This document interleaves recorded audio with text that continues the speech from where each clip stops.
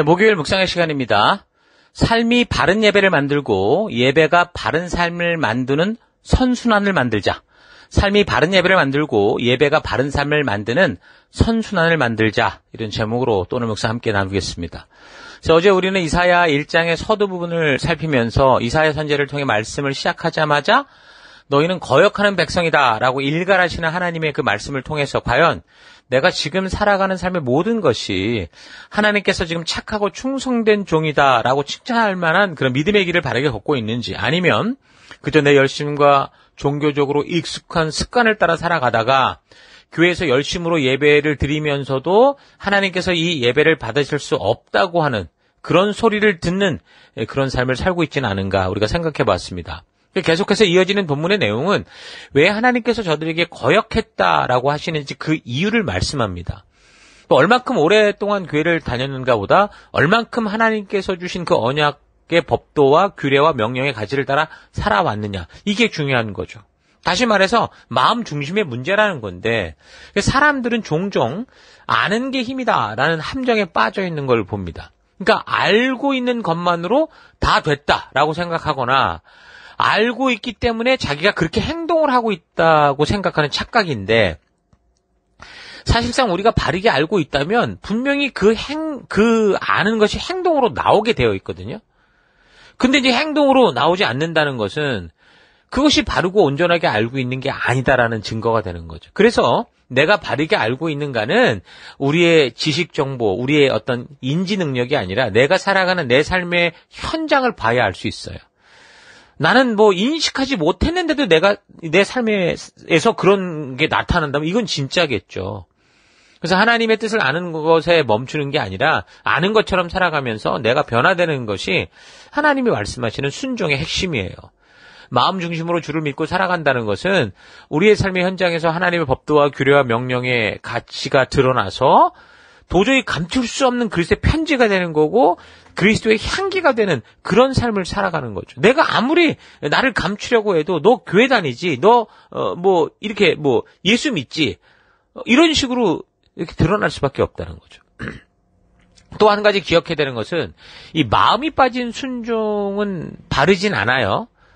또한 하나님의 자녀면서도 마음이 빠진 순종은 바르지 않지만, 그런데 이제 하나님의 자녀인데 마음이 없다라고 해서 순종하지 않는 거, 이것도 바른 게 아니라는 거죠.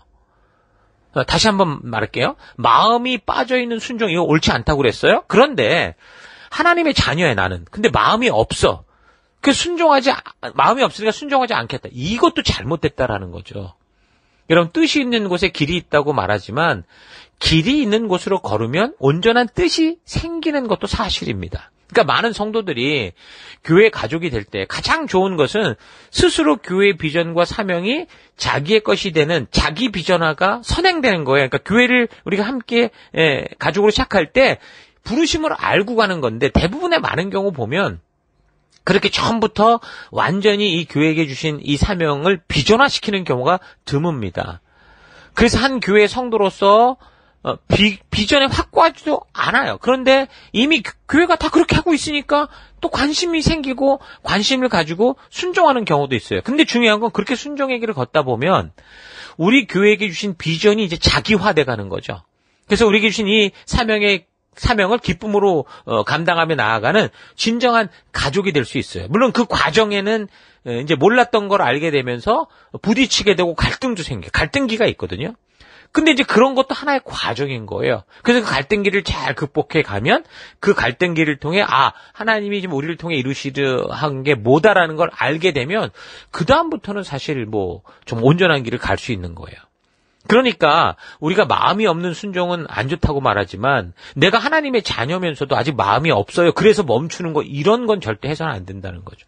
그런 면에서 교회를 억지로 나오는 그런 우리 자녀들이 됐든 누가 됐든 나쁘지 않아요. 괜찮아요. 다만 이제 그렇게 하면서 성령 하나님의 돌이키심과 부르심을 빨리 깨닫고 만나는 그런 축복이 있으면 참 좋겠는데, 이런 사실을 잊지 마시고, 그래서 마음과 뜻을 다해 우리에게 주신 생명을 낳는 생명을 세우는 이 사명의 현장에 기꺼이 나아가는 그런 우리가 될 수 있기를 바랍니다. 하나님께서 그의 언약 백성들에게 말하시는 것이 이런 거였는데 이 백성들은 마음 중심이 빠진 제사를 드리고 있었고 또 그런 마음이 없다고 하나님의 뜻대로 순종하지 않고 우상을 쫓아가는 자기 마음에 원하는 대로 살고 있었던 거죠. 억지로라도 형식적으로라도 바리새인들처럼 형식적으로라도 그 길을 걸었을 때는 가능성이 있었어요, 사실. 그 언약 백성 된 사람들이 마음 중심으로나 사명에 대한 부담감으로라도 약속의 길을 걸어야 되는 건데 그렇게 살아가지 못할 때도 하나님의 역사 속에서 오래도록 참아주시고 부지런히 그 백성들을 바른 길로 인도해 오신 일을 하거든요. 그래서 가능성이 있다라는 거예요. 하나님의 인내는 영원하십니다. 하나님의 열심은 정말 대단하시죠.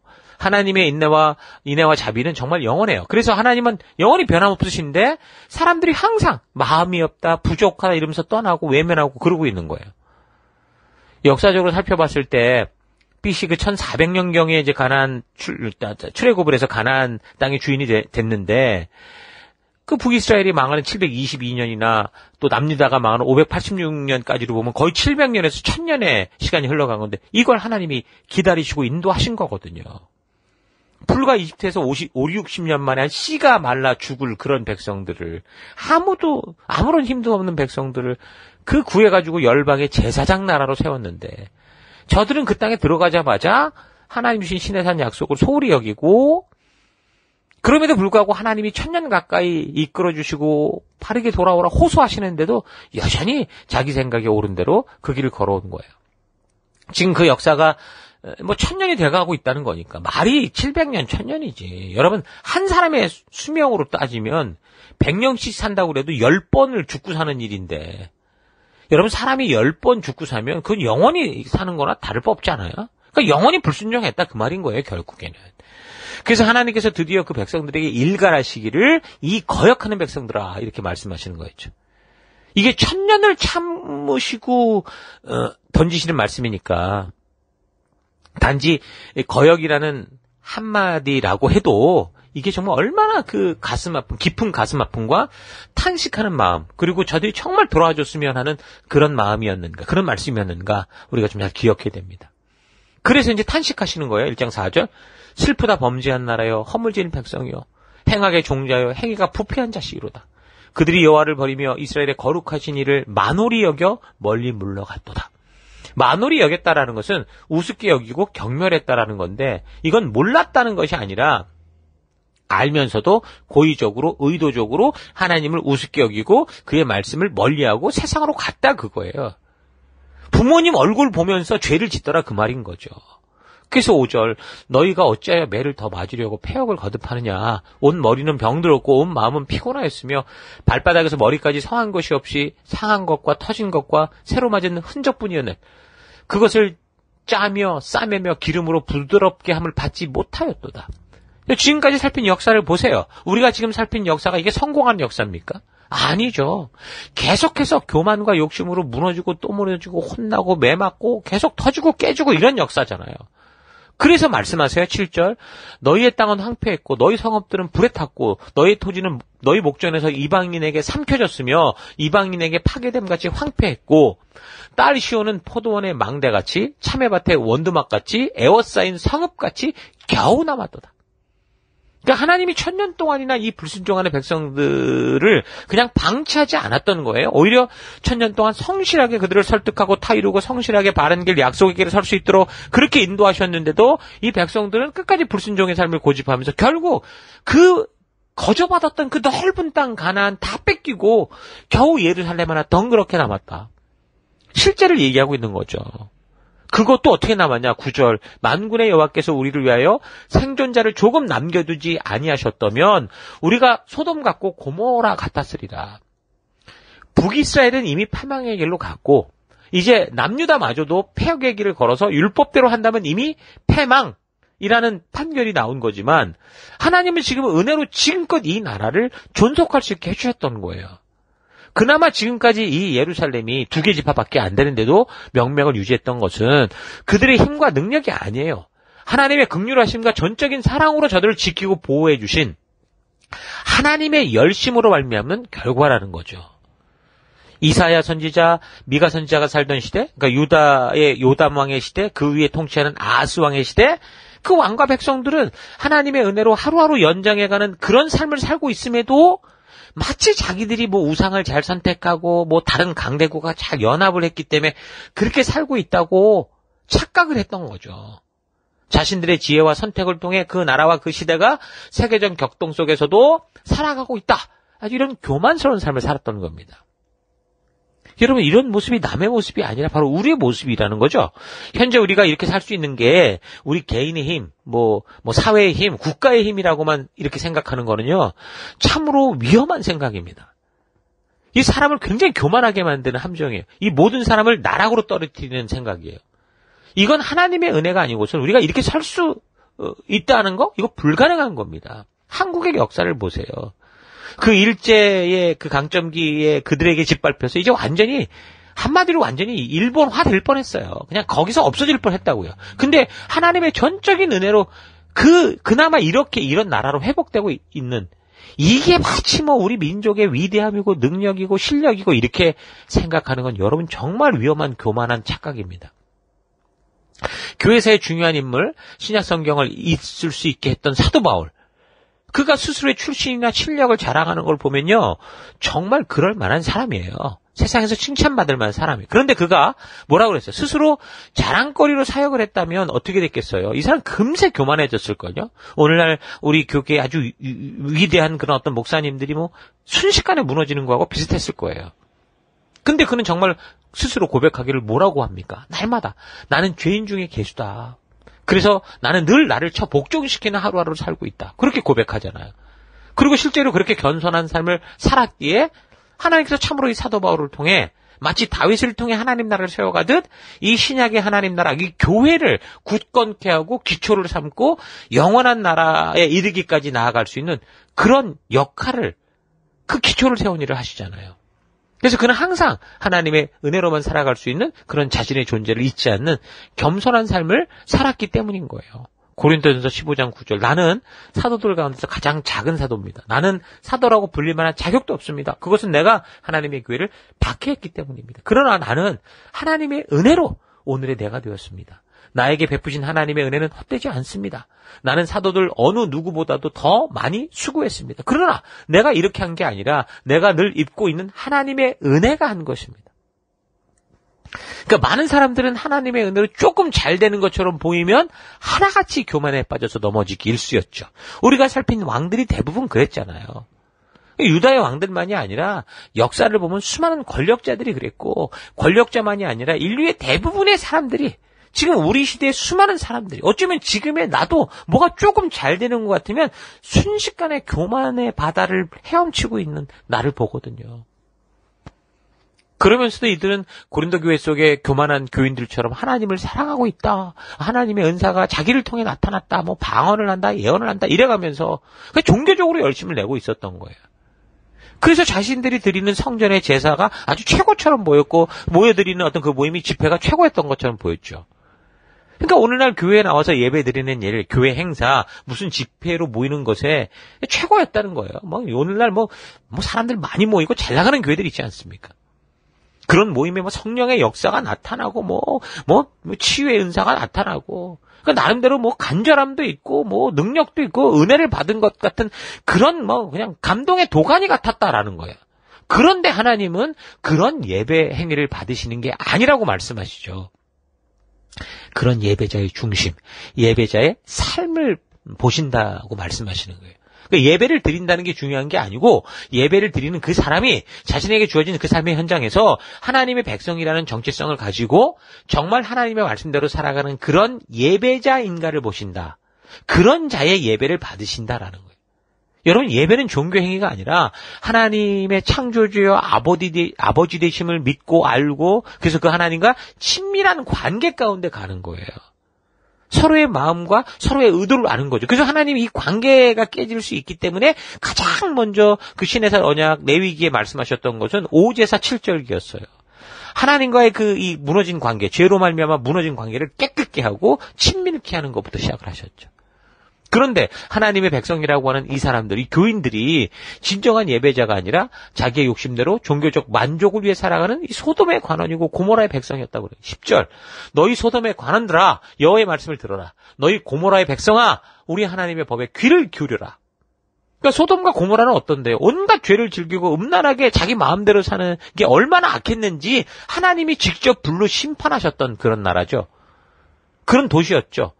그런데 하나님께서 그렇게 열심을 가지고 지금 뭐 예배를 드리고 뭐 그렇게 살아가는 예루살렘 사람들, 오늘날 정말 수많은 교회 빛과 번쩍한 예배를 드리는 그런 사람들을 향해 지금 이렇게 부르시는 거예요.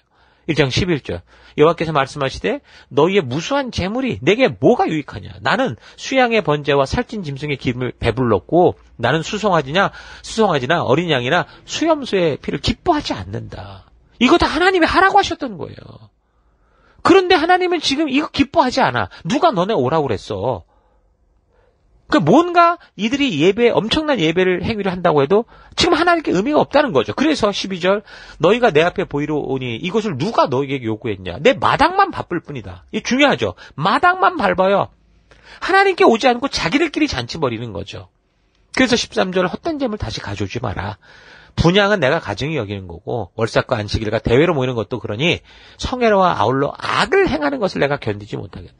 니네가 예배에 와서만 이렇게 삐까뻔쩍해 보이는 이거 나 지쳤다, 이 얘기를 하는 거죠. 그러니까 성도들이 하나님의 성전에 나오는 것은 하나님과의 친밀한 관계를 위함입니다. 그래서 하나님의 말씀을 듣고 하나님의 진심을 만나기 위한 거죠. 자, 하나님이 우리가 맺은 언약의 그 심정을 알고 마치 그 시내산에서 감격 속에 부름을 받고 기꺼이 언약 백성된 삶을 살기로 했던 이 언약의 백성들의 그 마음을 우리가 똑같이 가지려고 그러는 거예요.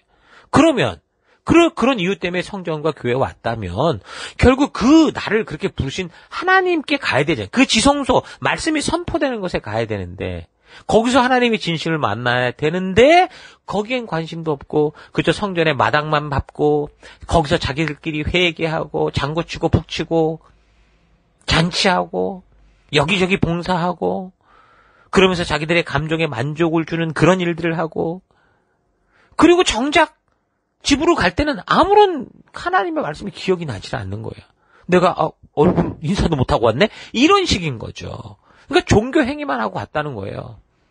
지금 우리가 이 주일에 예배를 드리고 집에 돌아갔는데 주일날 들었던 이 말씀이 하나도 기억이 안 난다면 이게 이제 그 문제라는 그게. 아마 스스로는 만족할지 몰라요. 그렇게 열심히 봉사했고 그렇게 열심히 찬양했고 그렇게 열심히 했으니 나름대로는 위로받을 만한지 모르나 하나님이 보실 땐 이게 우상의 재단이고 마당만 받고 너희들끼리 잔치하는 꼬라지였다라고 말씀하시는 거죠.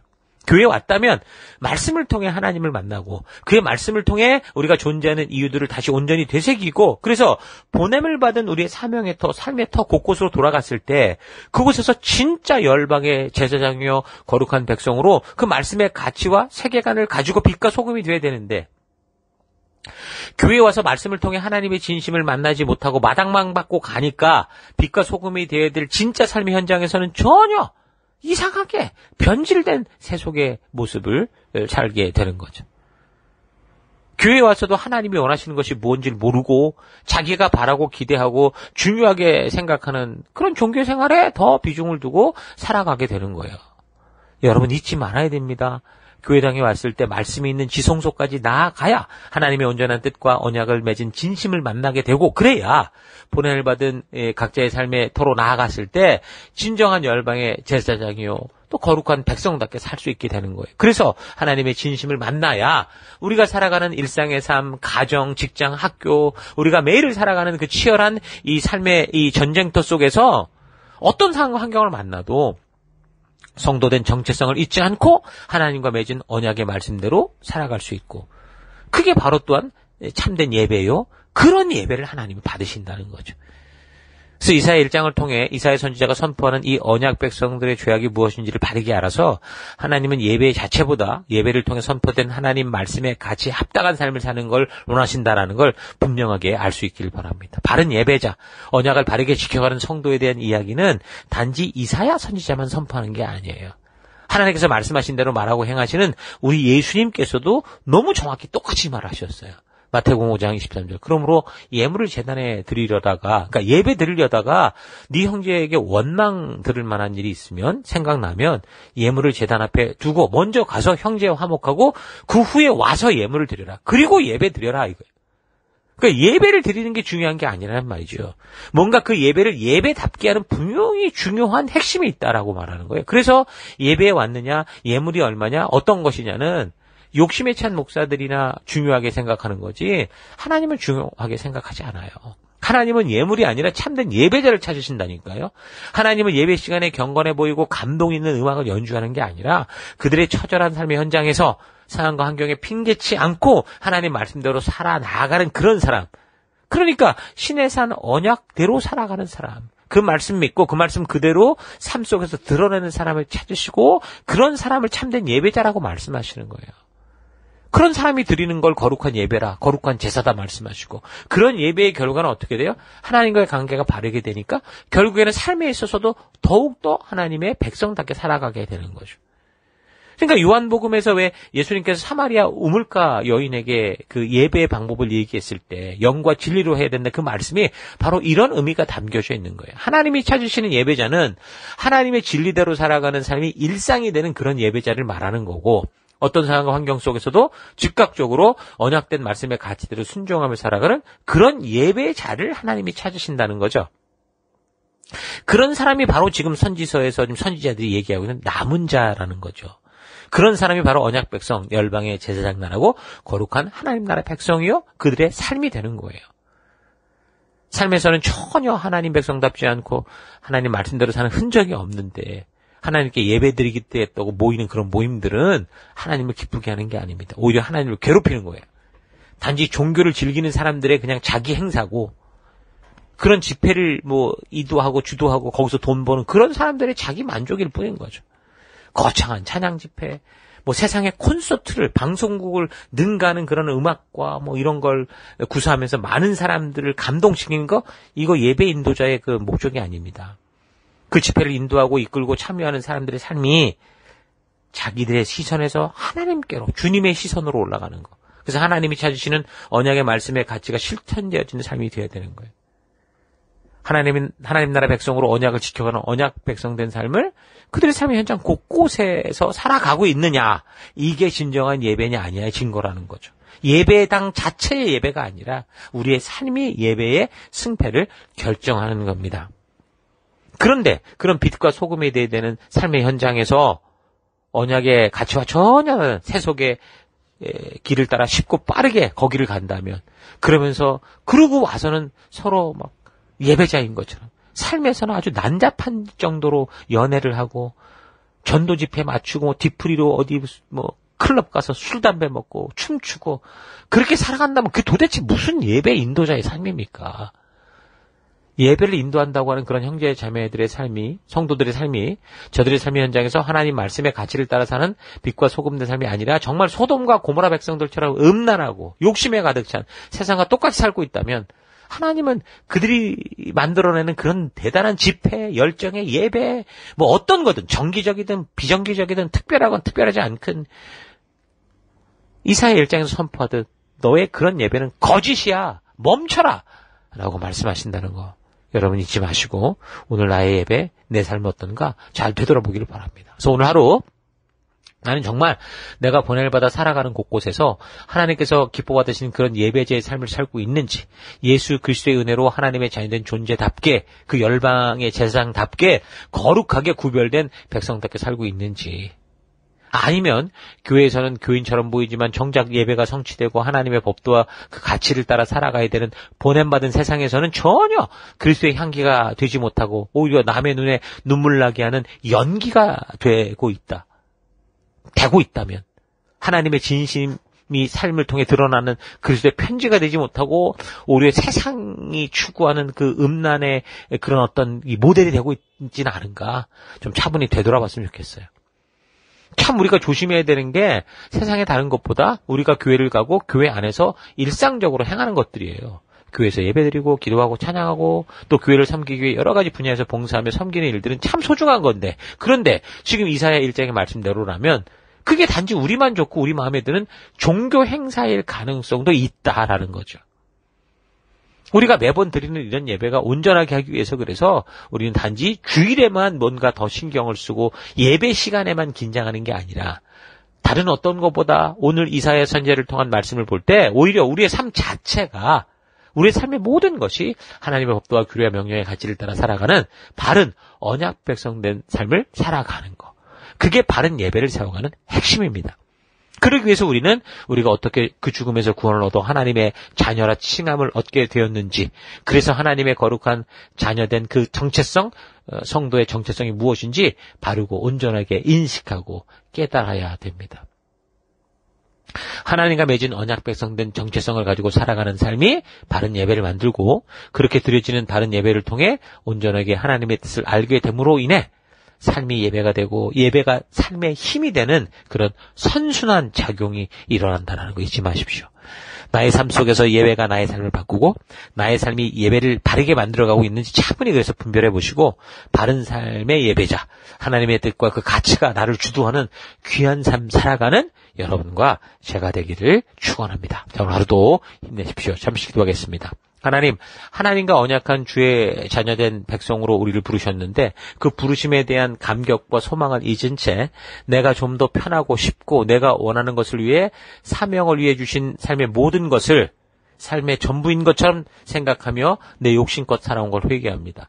하나님께 부름받은 성도들이 하나님과 맺은 언약을 잊고 고집스럽게 살아갈 때 하나님께서 탄식하시고 아파하신다는 거 잊지 않고 비록 작고 연약한 모습이지만 항상 변함없이 부르신 언약 백성된 길을 묵묵히 걸어가는 내가 되기를 원합니다. 성도로서 살아가며 너무도 당연한 예배와 봉사와 기도와 모임이 이 모든 것을 받으실 하나님께 합당하지 않은 것이 될 수 있다라는 사실을 잊지 않고 사도 바울처럼 부름을 받은 길에서 벗어나지 않기 위해 늘 자신을 복종시킴과 같이 늘 말씀으로 주의 마음을 만나고, 그래서 내 삶의 현장이 하나님과 동행하는 주의 법도와 규례와 그 명령의 가치들을 따라 살아가는 곳이 되기 원합니다.